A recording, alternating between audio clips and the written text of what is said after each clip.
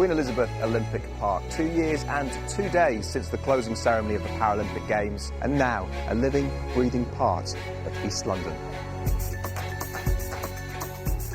The embers of 2012 glory still glow though, and over the next few days, the very first Invictus Games will relight the sporting fire. The vision of a prince, the endeavours of some remarkable men and women.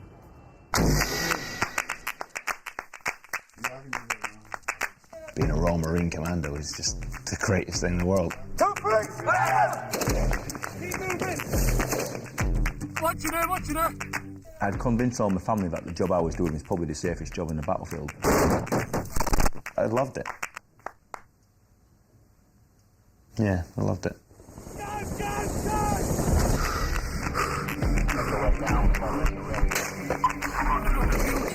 1 in 8 were getting killed or injured. But actually, you still look at it and go, well, it's a 7 in 8 chance I'll be all right. And, you know, I'll take those odds. Bang, that was it. And I thought, yeah, that's it, they've got me, I'm a goner.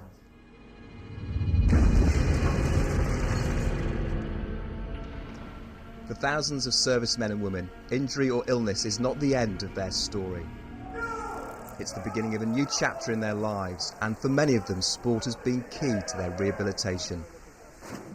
This week, more than 400 military athletes from around the world will compete in the first Invictus Games.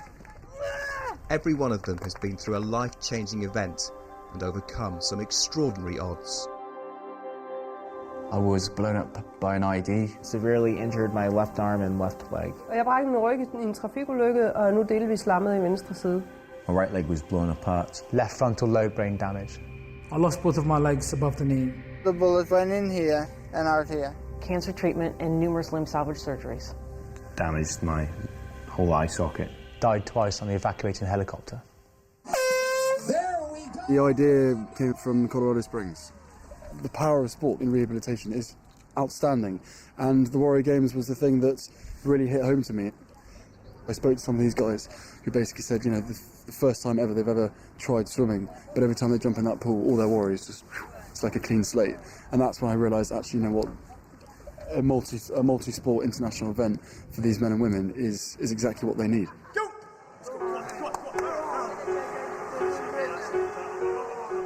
When you're injured and you're having to learn how to put your socks on, or you're having to learn how to, you know, cook food again, or any of these things, they're not things you chose to do. They've been forced upon you. Whereas cycling was something that I chose to do. I rediscovered, you know, the chemical goodness of what exercise is and all that great stuff that it releases around you, but also the excitement and the drive it gives you when you're actually doing it to a standard where you realise, oh, you know, I can compete at this, and I've got a reason to push myself again. It's a fire that's been relit in my life. Personally, I think the psychological side was the harder one for me. Injuries, which people can't see, or sometimes worse. In the early days was pretty bad. You end up going down this spiral. The depression, it's dark and quite dangerous. Not good. You try and not make a big deal out of it, when really it's tearing you up inside. Sport really played a massive part in getting me out of that rut and breaking that cycle and bringing me back up that spiral. I wasn't even fully aware that there was actually a huge part of me still missing, and that huge part was the part that the Marines gave me. It's the extraordinary experience you have with the people you share it with that make you sort of invincible to change. This is massive now. You know, it's gone from a very small bunch of guys to nations competing against each other. The Americans, they're the ones we want to beat. There's no such word as can't anymore. And I think disability proves that to you, makes you do it. You know, there's nothing worse than somebody saying you can't do something, especially to a Marine, because they'll go, okay, what's this?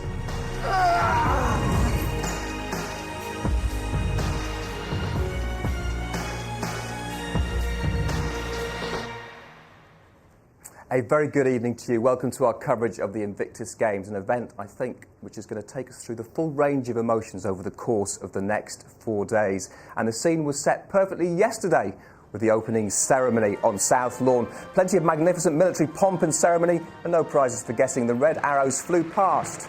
Captain Harry Wales looked on proudly with his family, not least when the British team marched out to complete the athletes' parade. And if you missed it yesterday, it's on the red button from 8 p.m, and then it moves on to the iPlayer. Well, in this life, the world of celebration and pain are never far removed. And earlier today, at the Lee Valley Athletics venue, a drumhead service was held to remember those who have died or been injured in conflict. Particularly poignant, as today is the 13th anniversary of 9/11. A short service was conducted by the senior chaplains from each of the armed forces.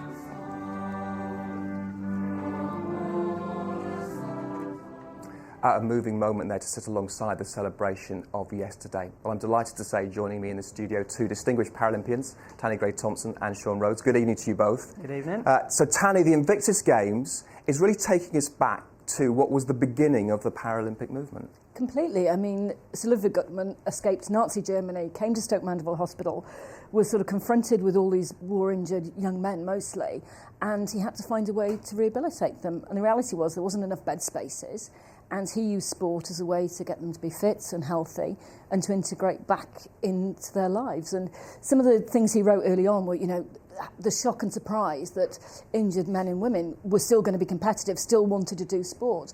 And, you know, 1948 first games, 12 countries, a couple of hundred people. It feels like we're almost back there again. It is. And Sean, you're an RAF veteran. Tell me how important sport was to your rehab. Well, I was a physical training instructor in the RAF, and so sport was always an integral part of my life. And I had a skiing accident, and I just thought that sport was gone forever. But I remember after my accident, I wrote this bucket list. It was literally the day after my accident, and I'm still ticking things off and adding to them as we speak now. But in the early days, it became a real focus, and it became not just what I loved to do before, but it was therapy. It was something that made me get up in the morning and I had something to do that day, something to achieve because I'd written it down. I wanted to make it happen. One thing's for sure, though, maybe about rehab, it's also going to be about medals because this British team is going to be very competitive. It's led by Captain David Henson, and we can meet them now. They really are quite a group of guys and girls.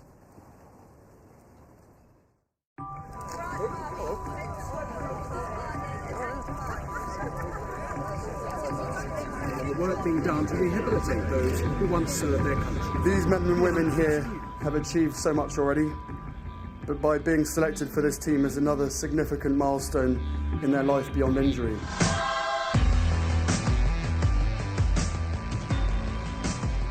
The group of people that we have here are incredible individuals. The team is full of strong competitors in every single sport. There's too many to name check everyone, but there's definitely some key individuals, me personally, are looking forward to seeing. There's Paul Weiss. He's going to be one to watch for sure. The aquatic centre is going to make for a fantastic competition. Matt Webb is going to be incredible. Got a huge team for cycling. Josh Bodgy, Steve Arnold. Of course we want gold. That's what gets you up in the morning. Nothing else matters. Show us up. Yeah, go it. Can't wait to see Jacko Van Gas on the cycling track. You're going to see fantastic sports. You're going to see guys pushing themselves to the utter limits. The team sports, they're going to be fantastic to watch.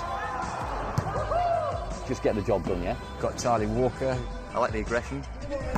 Who's a GB Paralympian for sitting volleyball, who's going to be on the volleyball team. Just the fact you get to hit balls at people. Love that. Derek Derenlagi on the field. He's a massively powerful individual. The change I've seen in 130 people that have been selected for the team has been incredible. Every single individual here wants to prove that they're not going to be broken. They don't give up. They're so used to pushing themselves and getting to a point where they think they're broken and then just go, I'll push myself a little bit more. These guys are all proving that they're not just recovering. Actually, they're smashing targets as they set for themselves. It's going to be exciting.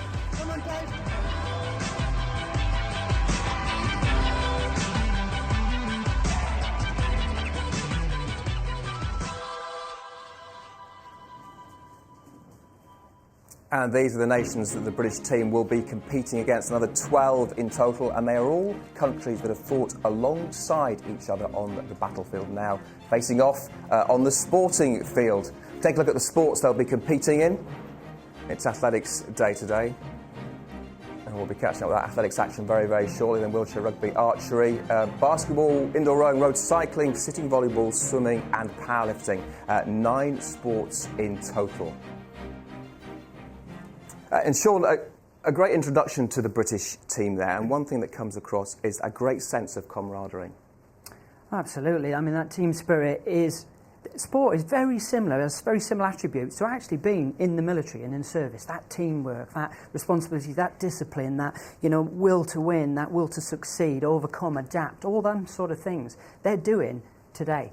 And to be there with their friends, if there's that sense of pride of where they've come from to where they've got to, but a sense of pride that they want to perform for their team, for their teammates, and also for the country. I mean, what a, you know, they're back doing what they love to do. And a lot of them would have come through rehab together at Headley Court, wouldn't they?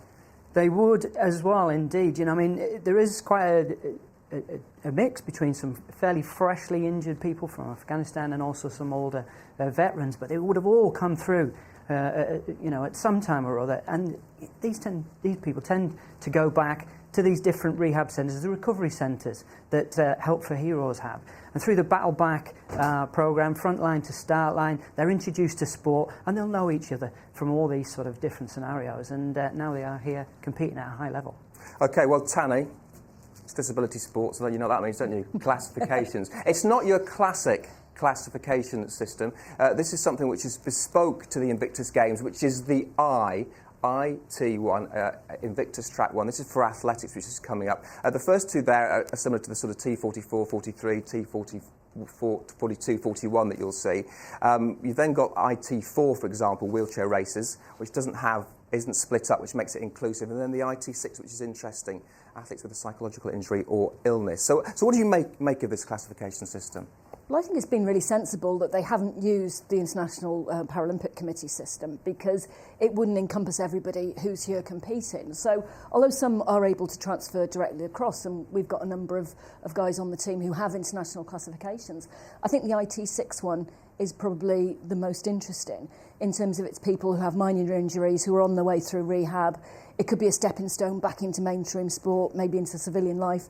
Or actually there's a couple who might actually be right on the edge of getting a Paralympic classification. But I think across all the different divisions, I think it's been really well done. You know, within the wheelchair racing, having everybody competing together, it's actually pretty fair, and it means there's good quality competition. OK, well, first up, we're going to focus on IT3. It's for athletes with a limb impairment. And one of the British athletes going here is JJ Chalmers. I'd never thought about joining the army. I thought, that's it, I want to be a Royal Marine Commando. And it was that or nothing else. I had no interest in joining the Air Force. All I had was an interest in joining the Marines. It's the proudest day of your life, and you get given that green lead. We'd spent so long getting ready for Afghanistan, 6 months training, non-stop. By that stage, we were just like, can we just get out there and get on with it? Our mission was to go into this compound and find out what had been used for it. We were in there, walking around, chatting, doing what just seemed so normal in Afghanistan. And then I'm lying on my back, I'm staring at the sky, and I'm in more pain than I've ever experienced in my life.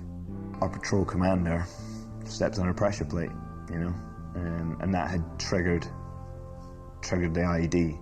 Okay, chop these slices. Slices? Yeah. This is how this happened. They kind of told us that his legs are really badly wounded and the infection might kill him, that he might lose his right arm, that he lost a couple fingers, that he broke a neck, and then they don't know how bad it is. And that was the worst day of my life. My face was caved in when it was hit by something around the size of half a house brick. Damaged my whole eye socket, flattened my face.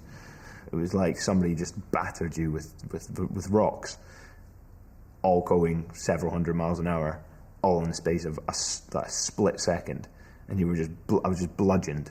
And that's when I brought my hand up and I just looked, and all my fingers were hanging off.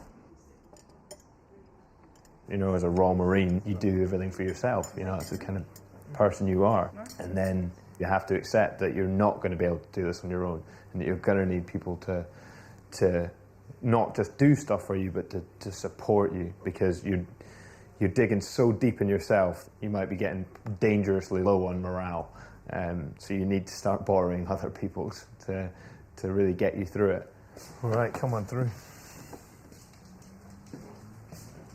Although I haven't eaten more than these things in like 3 years, it all still hangs there. Why would I keep the constant reminder? There it is. I mean, it's the camouflage you wear in Afghan. It's an ISAF badge. Why would I keep that constant reminder? Because I don't want to forget what happened to me.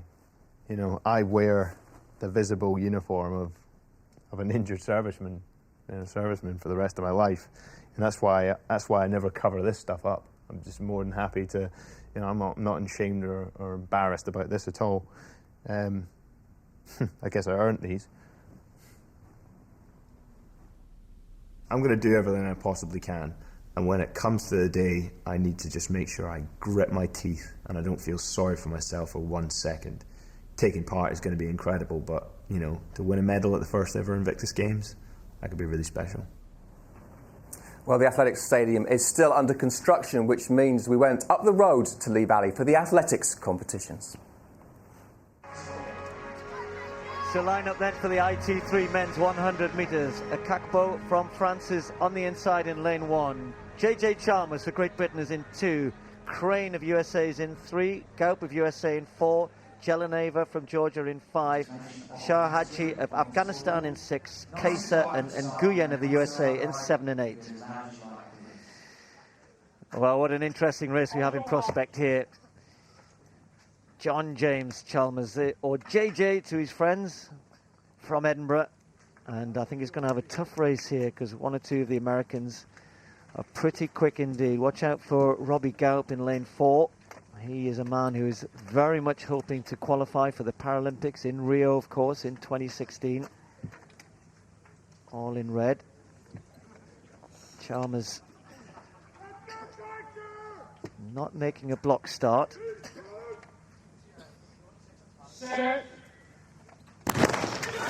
Away cleanly, Chalmers just got left a little bit at the beginning and over on the inside. Akakpo of France is flying away, and it's going to be the Frenchman who's storming away from the field here.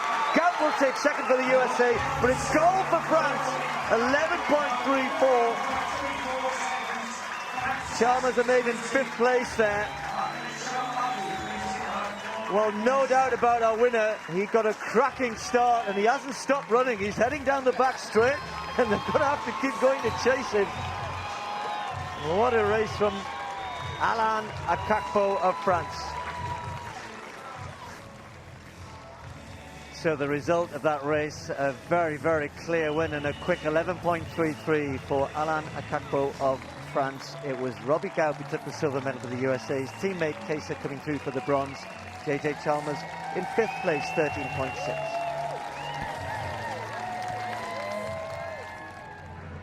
This is the lineup for the men's 200 metres for upper limb amputees. JJ Chalmers, 5th in the 100 metres, has an outside chance of a medal here. The gold and silver medalists from the shorter sprint in the lineup. JJ Chalmers from a standing start is being closed down already by the 100 metres gold medalist Alain Akakpo of France, and Robbie Gaup of the United States, who took silver behind the Frenchman in the 100 metres, is moving through into 2nd place now. At this stage, Chalmers is in 4th. Down the home straight they come now, and powering away for a very impressive sprint double is Alain Akakpo of France. Moving through to 2nd place now is Michael Kesa of the United States, relegating his countryman Robbie Gaup into 3rd place. And in the end, Chalmers, I think, took 5th or perhaps 6th place. 23.13 seconds, the winning time for Alain Akakpo of France. A sprint double in the men's category for upper limb amputees. So 2 5th places for JJ Chalmers for Britain. Sprint double completed by Alain Akakpo of France, 23.11 seconds. Yeah, nice performance there from the French athlete. Well, we've met the British team. Now here's a familiar face who can balance things up a little bit. I'd like to extend the warmest welcome to all competitors taking part in the Invictus Games who have now arrived in London. I know how hard you've been working over the last few months, and the British public, indeed the world, can't wait to see you compete. The Invictus Games is an amazing opportunity to wear a new uniform and compete with my country against other nations of the world. It is proud for us that Afghan warriors take part in such an amazing game among other nations. بنزيم سکالا مخکې البته ریاکتیف مرمۍ د مزایل مخکې مې نظیره ته ولګېدل او انفجار یې وکړ بالاخره زه زخمي شولم د افغانستان د پکتیا په ولایت کې ګردیز ښار کې جات ورکړو مګر متاسفانه چې په ګردیز کې پاتې شولم بالاخره ما دواړه پښې یوه یې د ورځې خطا کړله بله یې د شپې خطا کړله او په سبا باندې کابل ته را انتقال کړم په دغه حالت باندې اوس طبعا مشکلات روحی هم بسیار زیاد تاثیر میکنه سر یک جامعه معلولیت و مشکلات های صحی هم تاثیر میکنه مشکلات های فیزیکی هم مثل که ما 2 روز اینجا آمدیم از دیروز فتره ما امروز امکانات را که در لندن دیدم واقعا ولی متاسفانه که معلولین افغانستان از همه چیزها محروم هستند. It's an honor. It's an honor to be not only representing my country, but also representing wounded, ill, and injured service members out here. It's an honor to be here, to have the opportunity to measure with all the other soldiers. Early in the morning, I was getting ready to go for a short little jog, and there was a prison break, and I kind of ran right into the middle of it. So I ended up with a short little firefight with 16 prisoners, and ended up getting shot once in each leg in the process. So 7 months after that, we decided to have the leg amputated to continue to serve.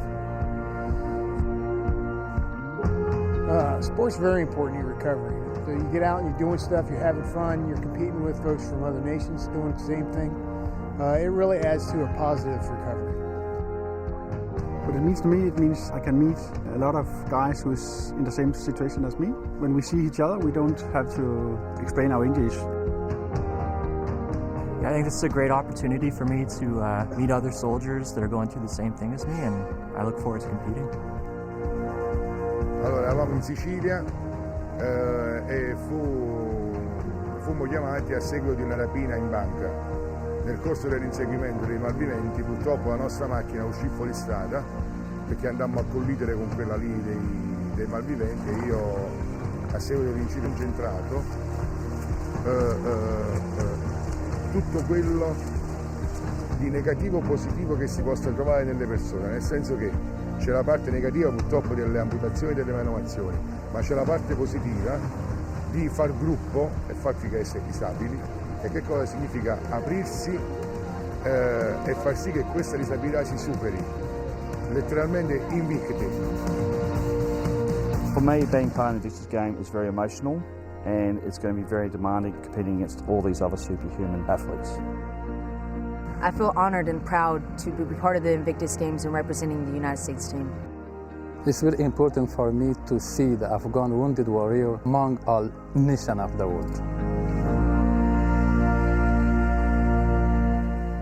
So a real mix of nations competing here, and also in terms of their preparation, Tanny, I think different armed forces are at different stages of using sport for rehabilitation. Yeah, if you look at the USA, you know, they've had Warrior Games, they've had Paralysed Veterans of America, which is a huge lobbying body that supported athletes for sort of 40, 50 years. I think in Britain, actually, we're very lucky in terms of the support. But, you know, if you look at the Afghan team, they're obviously, you know, still struggling through, you know, maybe getting the right equipment, the right support, the right coaching, the right facilities. But I think maybe being here might be quite an incentive for them. But also, I think one of the things, you know, we can do is offer more help to those countries that are still developing, especially in sports where the equipment, you know, like wheelchair racing is very important. And of course the thing is, Sean, is this isn't cheap to do, is it? And I guess for a lot of countries, resources is a real issue.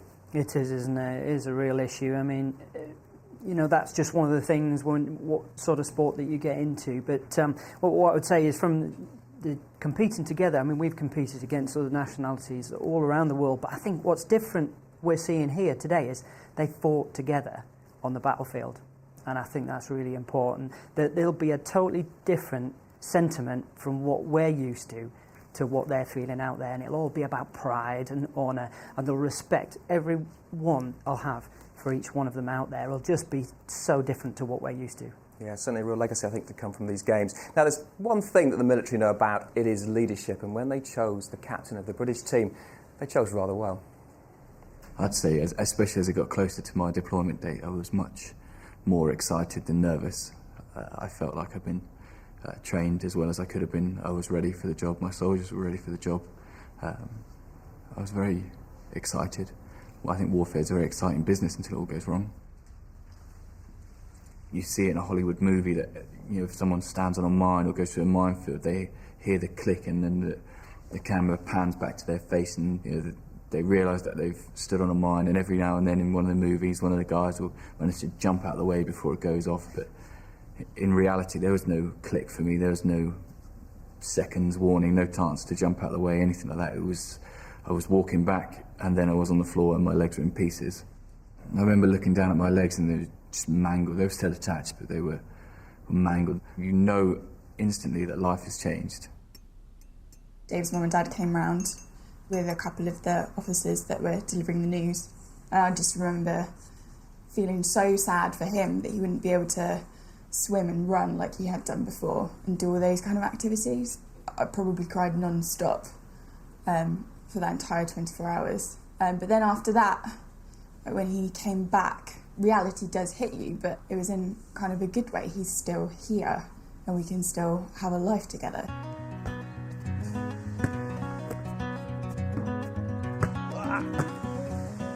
The first moment I saw him in hospital, he was just himself. He hadn't changed at all. He was just a little bit shorter, as he said to his mum. So he's made it completely easy. He's just himself. He's just got on with life. And I just get on with life with him. This is the leg room, so I keep all my different legs and my bits and pieces. So I've got my day leg. These are the ones I wear day to day, hydraulically controlled microprocessor legs. Then I've got the legs that I'm wearing, my stubbies, but it's still not real legs. Real legs are awesome. I get frustrated when I see people not using their legs properly. I still dream as if I have legs. In my dreams I'm still running around and jumping and all sorts of stuff, so yeah, I miss them every single day. I am so lucky to be alive, so to look at me with pity or sorrow for these injuries when the alternative is to not be here at all is ridiculous. I think we're blessed as a group of guys that have pretty much stared death in the face and come back from it, in that we can look around and see the world with these fresh eyes and actually realise just how beautiful it is and what's going on. Look at me with pity all you want, but I feel like I'm the lucky one. I always think you'd have challenged Richard Gere for the lead role in An Officer and a Gentleman. He really is as lovely in real life as he is on the video there. We'll see him in the 200 metres shortly, but first, the 100 metres and leading the British challenge, and this one is Darren Elagi.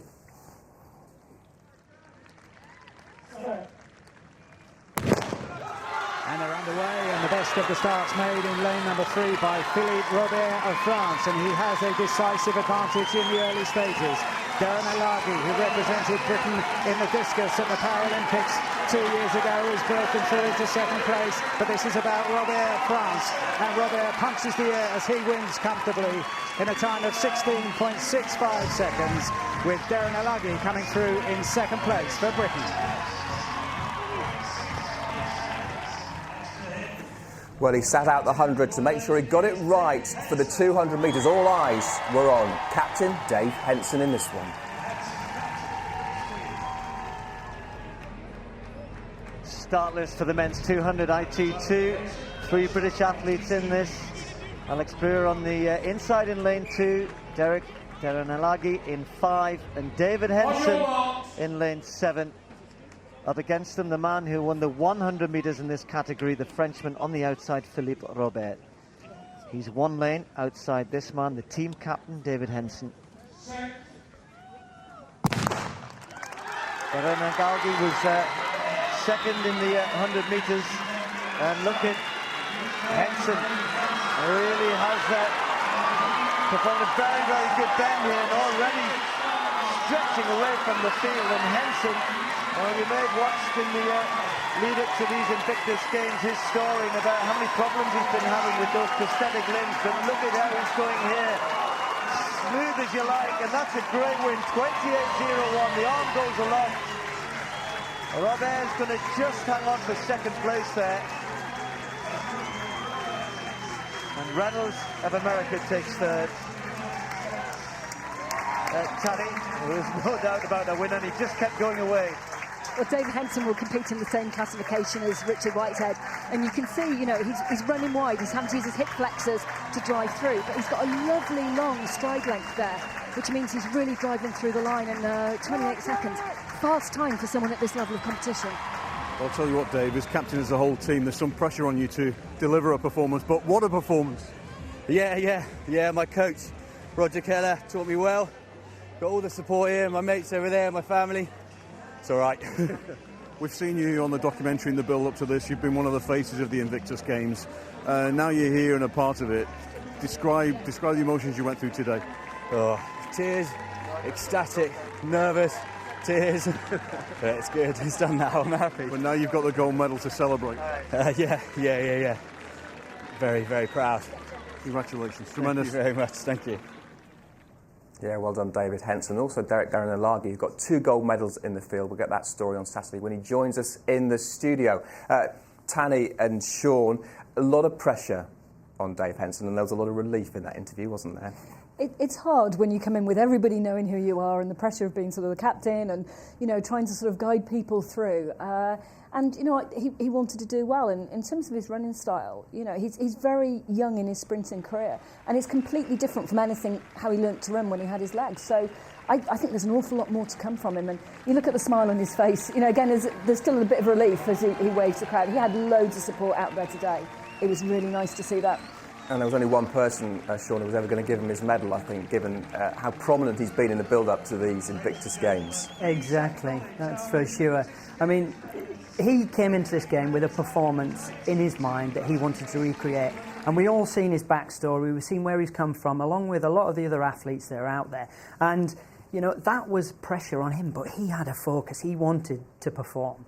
But seeing the rest of his mates doing well today as well must have spurred him on so much. And he's also had lots of problems. If you saw the documentary on Sunday, with his prosthetics snapping, hadn't he, in the lead-up to this, Tanny? Yeah, and trying to get that right. There's so much pressure that goes through the prosthetics and the attachments, and you're having to have incredibly strong core, and you're kind of slapping your sort of foot down really hard.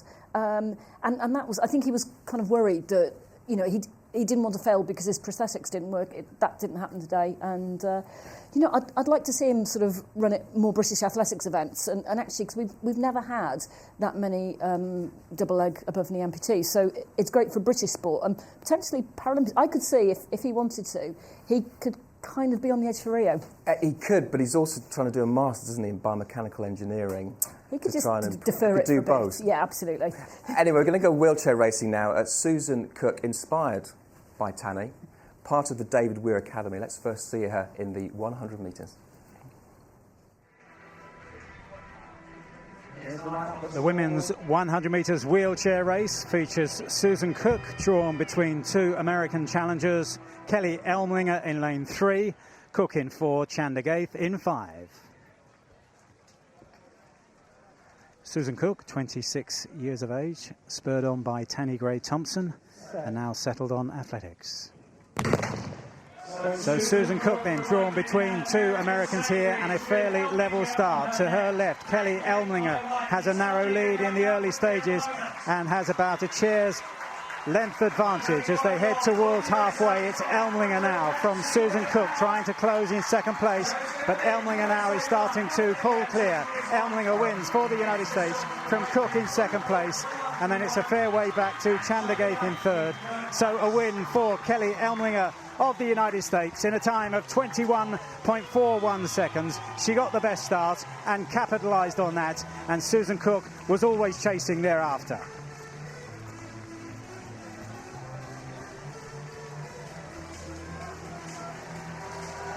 Well, Cook really keen to put in a first hard, strong push, but just lifts the front wheel slightly, and you can see there, every time the front wheel comes off and she has to make an adjustment, she's losing just a bit of her top speed. But on her left-hand side, Elmlinger, very smooth style. Could probably do with raising her arms a little bit higher to make the most of her speed, but she's hitting the rim very, very consistently, keeping in a straight line. Strong win there, but plenty more to come from Susan Cook. So much to learn for Susan Cook, but a creditable second place all the same. Kelly Elmlinger takes the win for the United States, 21.40 seconds. And it was a similar story in the 400 metres with Kelly Elmiger taking gold and Susan Cook taking silver. Afterwards, Susan spoke to Phil.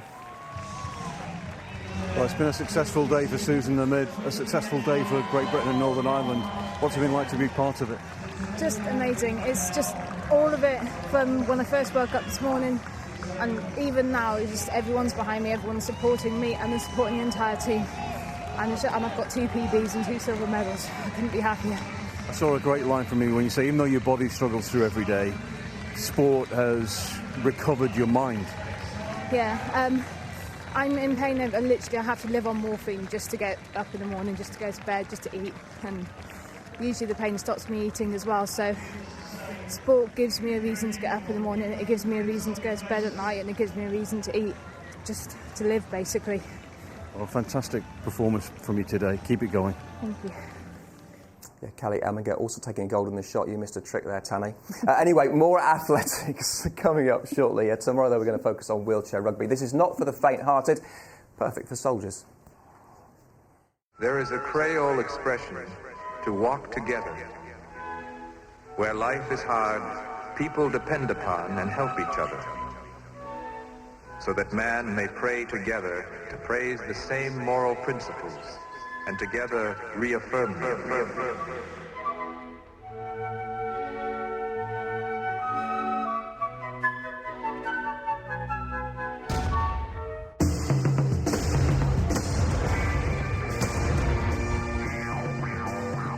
The game's known as murder ball because people like the name, I think. It's fast, it's furious, and that's how it should be. It's very, very physical. Got some big guys here who can get up quite a bit of speed, so when they hit you, you stay hit. Full on action, basically. It's the game to watch. I would describe wheelchair rugby as a full contact wheelchair sport. It's played 4-a-side with a 40-second shot clock.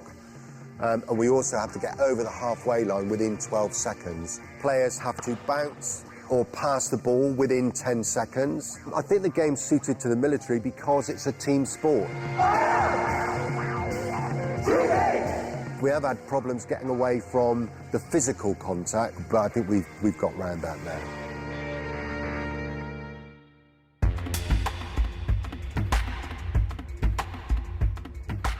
Today we've been looking at the tactics, strategy. Pull, pull, pull. The coaches are working very hard on our tactical plays. You've defended, you come out and attack. We're teaching the players a 14 play, which is a tactic to actually break through a key defence. We're going to walk through it, and then we'll become more dynamic, and we'll get the defenders then to start defending. And score, and score.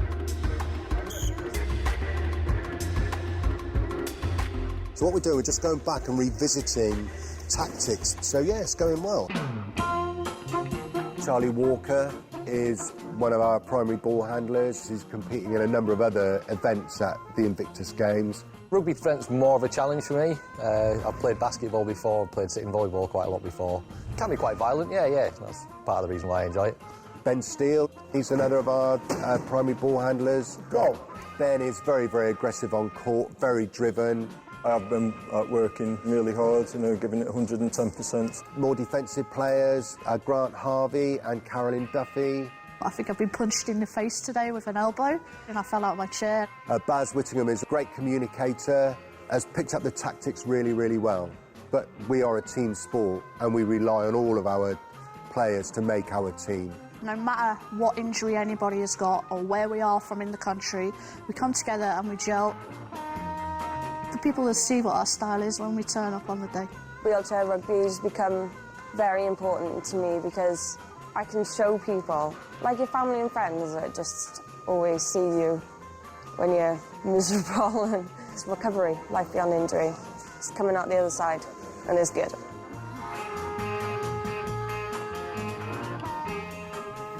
Yeah, it's wheelchair rugby all the way tomorrow, starting on the One show, BBC One at 7 p.m, with a special invitational match featuring, and you have heard me correctly, Prince Harry and Zara Phillips leading teams of famous faces. I think it might be a bit more soft touch than what will follow afterwards. That's the Invictus Games coverage continuing on BBC Two at 7:30 p.m. We're hopeful for the GB versus USA in the final, but you can't count anything on sport, can you? Well, let's see. Okay, that's for tomorrow, but now we're going to focus back on athletics. And it's the open category IT6 for athletes with psychological injuries and illnesses. We're starting with the 1,500 metres, and we join it in the closing stages.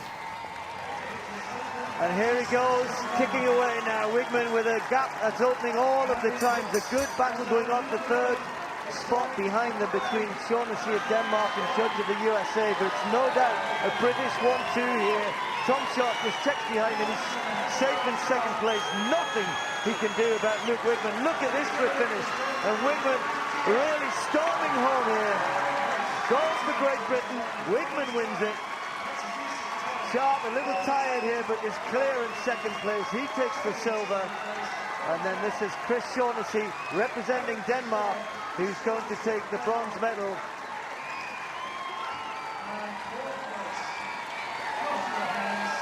Confirmation of that dominant win in the end for Luke Wigman. 4:40 his winning time, much quicker than in the heats this morning, as you may expect. Tom Sharp, though, running well for the silver medal for Great Britain, and Chris Shaughnessy of Denmark just stopped it being a 1-2-3 for the Brits. And there are high hopes for joint team captain in the athletics Sam Stocks, who took bronze in the 200 metres before lining up for the 400 metres in lane 4.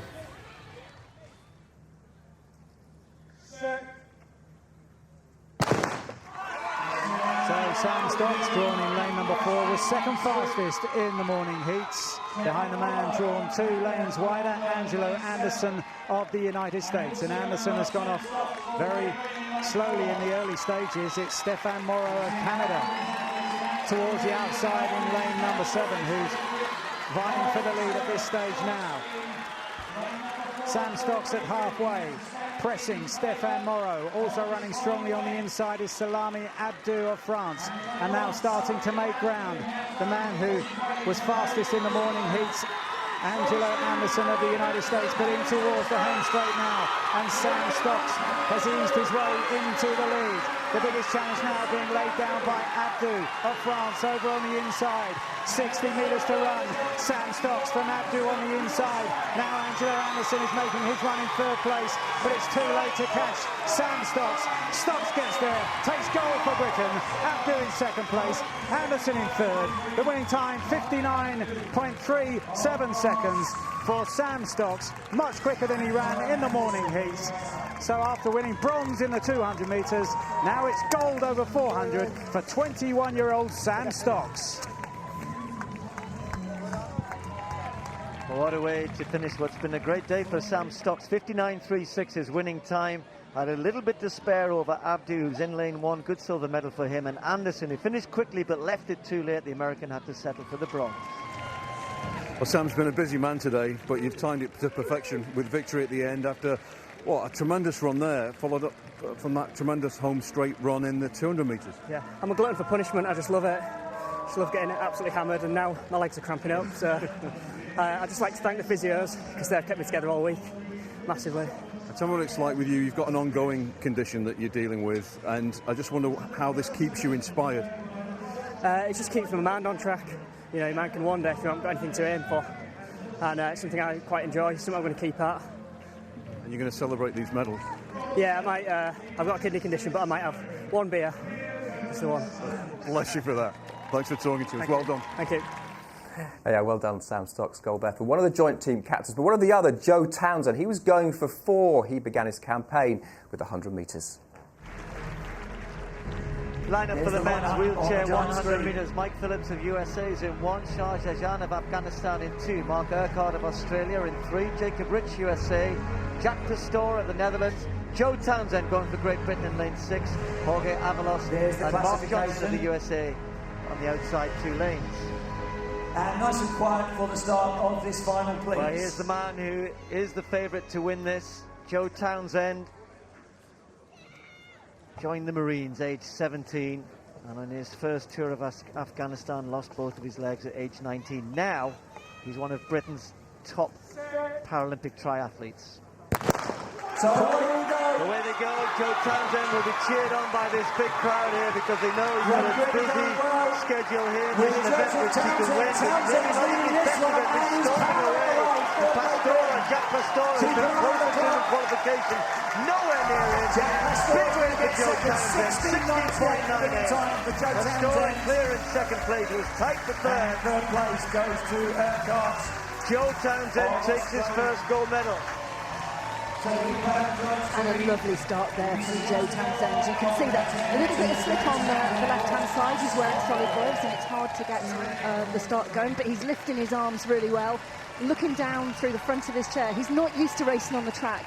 100 metres will be a big change for him, but maybe he'll do again in the future. Puts him into third place after 3 rounds. Well, a dominating win for Joe Townsend. He's heading for an exciting day today. 16.97 is winning time. Jack Pastora clear in second for the silver medal. And it was Mark Urquhart of Australia who got ahead of the Americans for the bronze. Joe's campaign off to a perfect start. Next up for him, it was the 1,500 metres. He was utterly dominant in this, lapping the entire field. He was halfway to his target.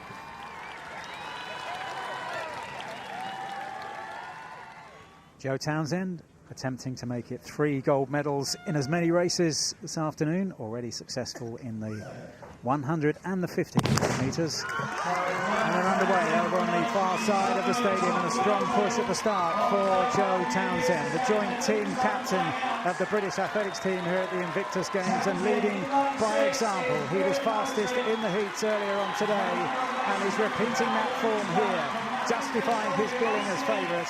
Pushing through into second place is the Dutch athlete Jack Pastora, who was second quickest in the morning, but a long way adrift of Townsend, who makes it a hat-trick of gold medals in 29.23 seconds.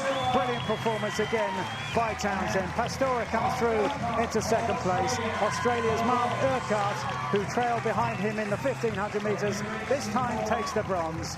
And Joe Townsend takes another gold medal, and no doubt preserve some energy for the 400 metres still to come. But it's a golden hat-trick for the man who's quickly becoming the star of the athletics at the Invictus Games, Joe Townsend. Well, it's turning into a wonderful afternoon for Joe Townsend. 29.26 seconds, the winning time for his third gold medal. Townsend in lane 4. He starts very, very quickly indeed, and you have to say that really there's going to be no doubt about him winning this, barring any disqualifications, etc., because he's just been so dominant at the 100, the 200, and that was only 30 minutes ago, the final of the 200, and in between those two he squeezed in a gold medal in the 1,500 metres as well. And there he is, down the back straight. He was in Edmonton just recently at the World Series Triathlon, one of our top Paralympic triathletes these days, but showing his prowess on the track to great effect today. Been totally dominant all the way through the day. And here already, as he comes into the home straight, you cannot see any of the other athletes, and this is only a one-lap race, nowhere near him. It's all about Townsend here. The man from eSports has been the star of these Invictus Games in the athletics programme, and coming down to take his 4th gold medal for Great Britain. 56.83, great performance from him, and then coming to take another medal in what's been a pretty successful day for the Australian. Here's Mark Urquhart right on the outside in lane 8. So Urquhart coming through, and then in lane 5 it's going to be Jacob Ricks to take the bronze medal, but no doubt about our winner once more. What a day it's been for him. Well, a star performer of the day, no question, Joe Townsend. What a tremendous performance. 4 gold medals. You've crowned it off with this performance here. Sum up your day. It's just been absolutely incredible. The crowds here have been absolutely amazing. As soon as I come on, the name gets called out, the whole stadium's been erupting. It just drives you. I mean, these races, I'm pushing it to the end, hopefully to keep these people entertained, and thank you very much for driving me to do that. Well, it's great that you say you're inspired by a crowd like this, because I see your future destined to be in front of huge crowds, Paralympic crowds maybe, because I know Rio's on your radar. Yeah, hopefully. I currently compete in para-triathlon with Great Britain, and as long as my training keeps going, stay injury-free, hopefully Rio's the next goal. Well done on a tremendous performance today. 4 gold medals. Go and enjoy it. Thank you very much. Cheers, guys.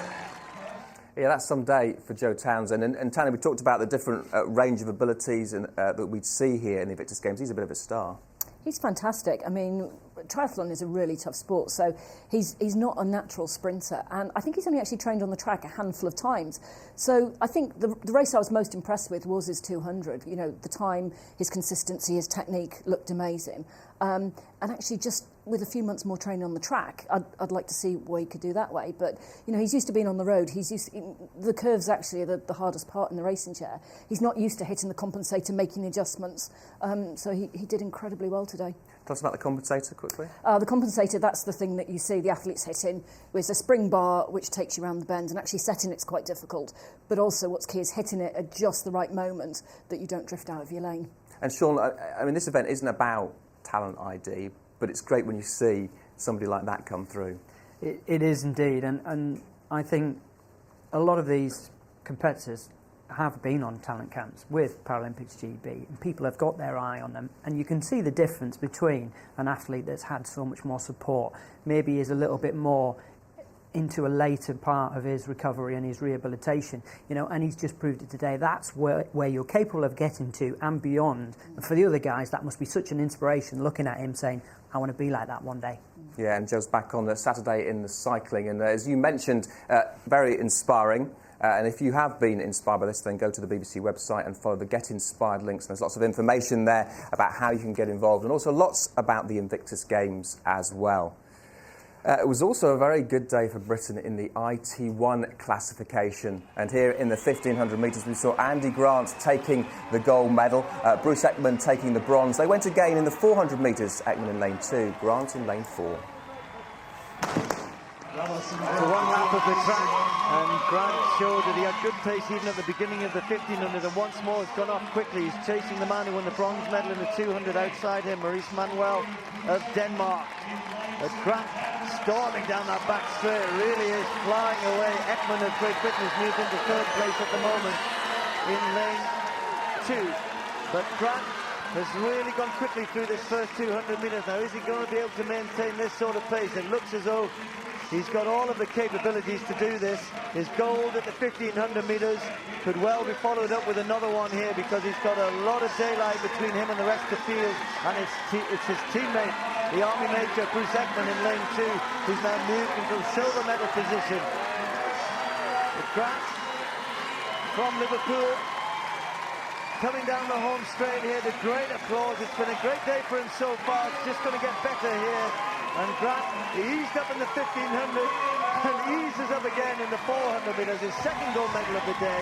And Ekman goes one better for silver in the 400 metres. And right on the inside, it's Ramos of the USA gets the bronze. What a day it's been overall, and what a day it's been for these two. 2 events, 2 medals apiece, and 2 golds for you, Andy.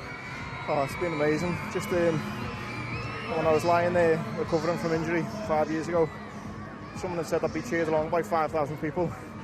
Thanks to Help for Heroes and Prince Harry. This event they're going to set up, you know, you just wouldn't have believed them, would you? But I just want to thank the members of the British public, my own friends and family. I've got my surgeon here who amputated my leg, my partner Leonie and kids at home. Everyone has, you know, played a part in my recovery. I joke and call them all Team AG, because, you know, without me and without the support of Help for Heroes, Prince Harry, this wouldn't have been possible. And Bruce, your sentiments on a day like today? I just want to say thank you so much to Prince Harry for organising this wonderful event, and Help for Heroes just for all the support they've given us, from, you know, when we're in wheelchairs, sorting us out with wheelchairs and all the kit and everything that they've been looking out for us for. So, and against the public, media and everything, thank you so much for the support, really appreciate it. Thank you for being part of it, and thanks for the entertainment today. Well done, guys. Thank you very much. Cheers. Thank you. Well, a brilliant 1-2 for Great Britain there. Andy Grant with 63.43, even though he was easing across the line there, was a good win, a good time. Bruce Ekman taking the silver to go one better than he did in the 1500. And Ramos did a very good run in lane 1 to come through for the bronze medal. Yeah, it's certainly been quite a first day in these Invictus Games. Humbling to watch and humbling to be part of as well. Just wanted to do as much as I possibly could, because it's such an amazing opportunity. I honestly can't believe that people have done this for us. They've put this on. It's just more than I ever could have hoped for, more than I probably ever deserved. So, yeah, thank you, really. Well, thank you for taking part. It's been great to see you today, JJ. Oh, it's been such a pleasure. this is only the beginning, you know. Another few days like this, and then who knows what the future holds, you know. Who knows what the Invictus Games is going to go on to become, but from what I've seen today, why would this ever go away? Thanks for talking to us, we appreciate it. No, thank you. Yeah, very well put, JJ. And Tanya, it has been, I think, a very special day, hasn't it? And, you know, for something which was only conceived less than a year ago, it's remarkable to see what it's been like. It's been amazing. You know, last night I was reading the athlete biographies and all the journey they've been through to get here. And what we've seen today in athletics is some amazing competition. But I don't think a couple of years ago we could have probably had something like Invictus. I think having the Paralympics in 2012 just opened up the public's mind to watching disabled people. And I genuinely hope this is the beginning of a lot more, because it's the way British public can say thank you, can celebrate and can share in the really positive stories, as opposed to some of the really difficult things that we might have heard of. You're a veteran, Sean, as we've discussed. How much do you think this means to the armed forces here? It's a platform, isn't it, that they've mentioned Prince Harry a lot, and I'll get onto him in a second, but it's a platform for them to showcase not only their talent, but also it's to give them a focus. It's that part of that rehabilitation journey that's going to take them to a different stage in their life, whether it be sporting, whether it be into a business. And these athletes are showing that they have so many attributes and good characteristics within themselves to be an asset to any business in the future. So it's that transition maybe into a sporting life or into a business world or into the mainstream world. But just to reiterate some of the things that have been said about Prince Harry, I sat on the first steering committee in a room in a military base over a year ago, and we were all sat around this table. Prince Harry walked in, and his enthusiasm was just infectious, and he wanted from that moment to make this happen, and he has, and it wouldn't have happened without him. So total respect it has to go out to Prince Harry for this. He's put on an incredible show, and as have the athletes as well. Yeah, Prince Harry's certainly done a remarkable job, and I think the gratitude of all the athletes has been very clear to see, hasn't it? Okay, we're just about done here on BBC Two, but let me tell you what is coming up tomorrow. Lots to look forward to. More athletics. Kushal Limbo going the IT1, sprinter, Royal Gurkha veteran, and also Michaela Richards in the IT6. She's Dave Henson's training partner. Then we've got the wheelchair rugby competition. Opposite Paul from the USA, the British team. I wonder if they will both end up in the final together. And then he's tried his hand at sitting volleyball. Prince Harry, well, he's going to be doing wheelchair rugby up against his cousin, Zara Phillips. That should be quite something, shouldn't it? We're back again tomorrow, 7:30 p.m. on BBC Two. And don't forget the one show from 7 p.m. with that celebrity rugby match, wheelchair rugby match, which also includes celebrity captains. You've got Clive Woodward, and you've also got Johnny Wilkinson in that. So we'll be back again tomorrow. But what a day it's been. 4 golds for Joe Townsend, and of course gold for the captain, Dave Henson. Goodbye.